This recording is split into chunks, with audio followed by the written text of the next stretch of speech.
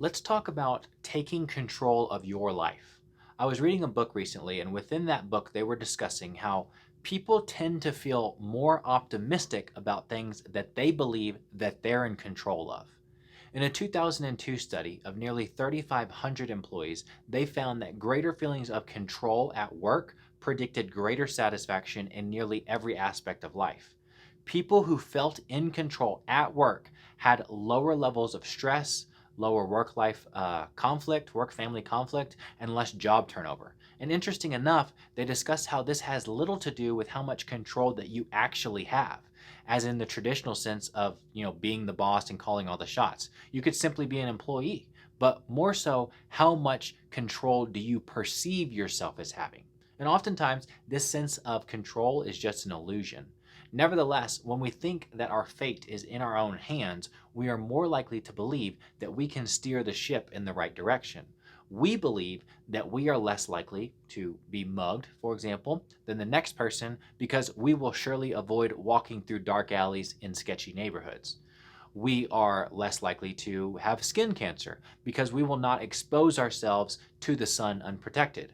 We will survive an economic downturn because our unique talents are always in high demand. And I think that last point is really interesting because I was literally just having a conversation about that very subject with a friend of mine, and we were talking about AI or artificial intelligence. I don't know if you've been keeping up with AI, but I mean, I think it's kind of hard to not. So if you really sit back and think about it, all the things that AI is capable of today, depending on how you look at it, it can be really scary, especially when you think about how it's at the absolute worst that it will ever be today. It will only continue to improve day after day. And so the conversation that I was having with a friend of mine was around a conversation of how guaranteed do you think that your career is?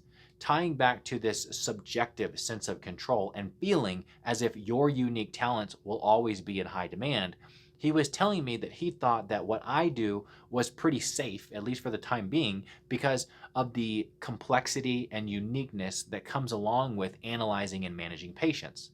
But I was quick to say, I don't know that that's true. When AI first came out, we thought that it would replace a lot of the blue collar jobs because surely some software can't be as creative as a human and be an artist, for example. Well, what happened? In case you didn't know, it seems like it did the exact opposite. I mean, have you seen what they're calling deep fakes? We have the ability to now create photos or even videos of things that have never actually happened, and they appear pretty realistic. Like, for example, they have created a podcast, a Joe Rogan podcast, of him interviewing Steve Jobs. The first time I heard about this was from Rogan himself, and he goes, I've never met Steve Jobs, but if you actually listen to the podcast, it's pretty convincing. Or all the pictures of Trump that were circulating of him getting arrested recently, some of them look pretty convincing. And think about what I said earlier. They will only continue to get better day after day.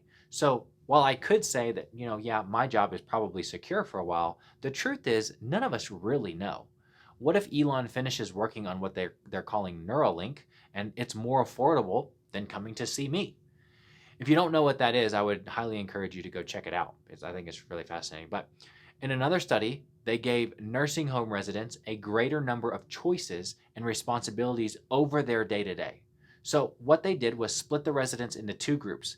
And one thing that they did is they gave them all plants. But one group was told to take care of it themselves and like water and stuff, whereas the other group had the staff of the nursing home tend to the plants for them.